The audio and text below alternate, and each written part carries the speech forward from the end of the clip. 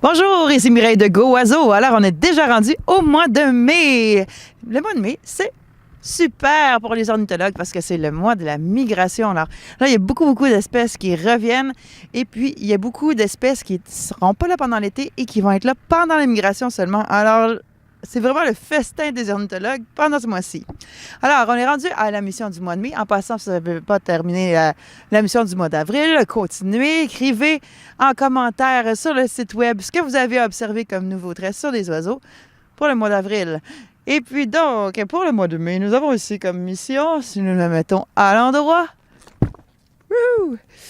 observez une parade nuptiale que vous n'avez jamais vue. Et ici, on a une belle paruline bleue. Donc, parade nuptiale, tout d'abord, ce nom-là peut porter à confusion parce que il peut avoir des comportements de parade nuptiale, disons, avant que les couples se forment, pendant, et même après que les jeunes soient sortis, soient éclos. Donc, on peut avoir toutes sortes de comportements comme ça. Mais c'est sûr qu'en ce moment, les oiseaux commencent à arriver. Et puis là, ben, c'est là où est-ce qu'on a plus de chance.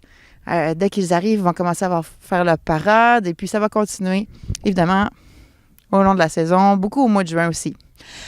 Pour ce qui est de trouver qu'est-ce que c'est une parade nuptiale, bien, observez les comportements étranges que vous allez voir chez les oiseaux, parce que là, je ne vais pas vous énumérer tous les types de parades nuptiales que vous pourriez voir. Je vais vous en donner quelques exemples.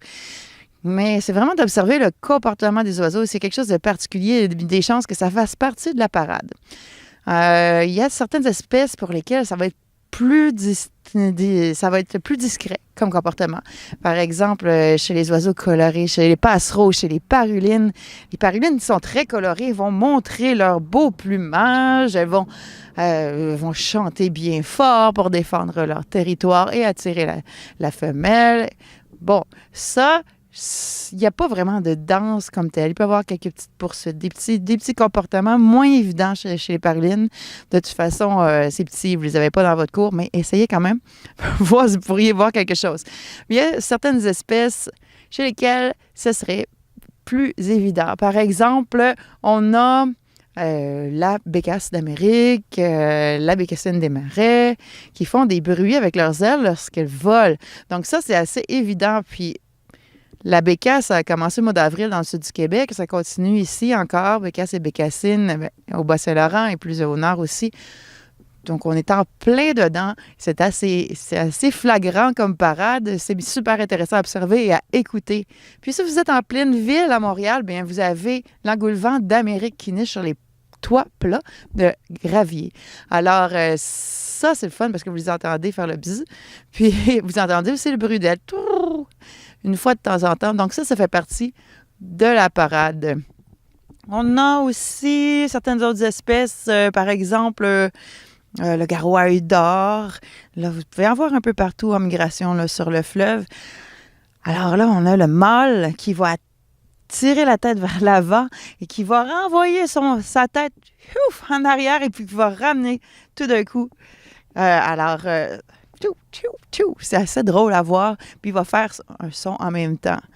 Une autre parade très évidente. Si vous avez la chance de rester près d'un nid de pigargue à tête blanche, un lieu de nidification de pigargue à tête blanche qui était autrefois appelé aigle à tête blanche, mais ce n'est pas un aigle, donc on va l'appeler pigargue à tête blanche. C'est son vrai nom.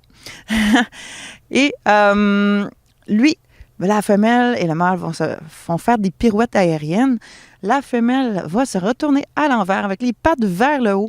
Le mâle va venir s'accrocher aux pattes de la femelle et les deux vont se laisser tomber en tourbillonnant. Alors ça, c'est très, très, très spectaculaire. On a aussi le colibri qui peut faire une espèce de danse, mais il faut être chanceux là, pour être capable de voir ça. Mais le colibri à gorge rubis, on l'a un peu partout et vous le connaissez bien. Donc, il va faire des U comme ça, le mâle.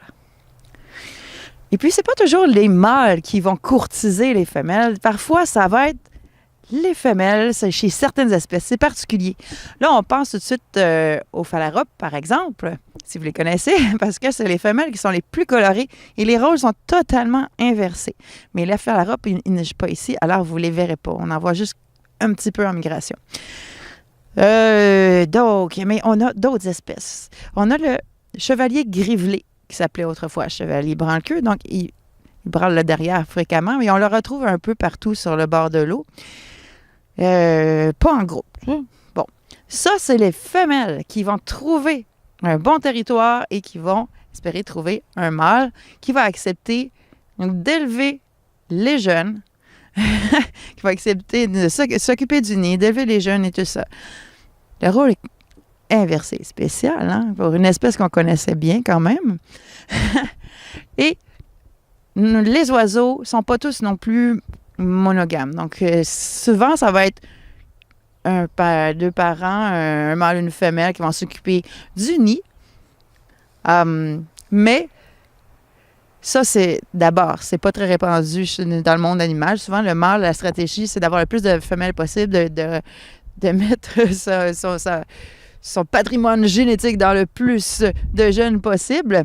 Mais chez les oiseaux, c'est un peu comme nous, là, pour la plupart des espèces, ça va être assez monogame. Sauf l'espèce dont je viens de vous parler, le chevalier grivelé. Et aussi, un autre exemple, c'est le carouge à épaulettes. Le carouge que vous connaissez bien, parce qu'il va faire ce qui fait partie de sa parade, c'est la défense de son territoire. Vous le connaissez, il est noir avec les épaulettes rouges. Et puis, il va souvent attaquer les humains. Donc, il veut vraiment, vraiment défendre son territoire. Lui, il arrive avant la femelle. Il défend son territoire en chantant et en défendant, en attaquant les intrus. Et puis, son but, c'est d'avoir le meilleur territoire possible, d'avoir beaucoup de ressources de nourriture sur son territoire et beaucoup d'endroits pour faire des nids. Parce que lui, il veut attirer le plus de femelles possible sur son territoire.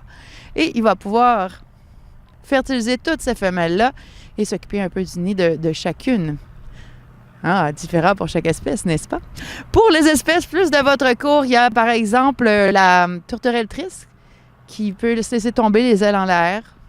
Le chardonneret jaune qui peut faire des petits battements d'ailes de papillons. C'est des comportements un peu subtils. Alors, je vous invite vraiment à regarder les comportements que vous trouverez particuliers des oiseaux. Il y en a qui vont se donner comme des bisous, des petits becs. Hein? Toutes sortes de choses qui vont se toiletter l'autre.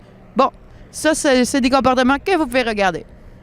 Alors, je vous invite grandement à inscrire vos observations dans les commentaires au bas de la page de la mission sur le site web. J'ai hâte de vous lire. Posez aussi vos questions si vous en avez. Et je vous souhaite un excellent mois de mai, une excellente mission du mois de mai. Passez une super migration. Et je vous dis à la prochaine de Mireille de Go Oiseau.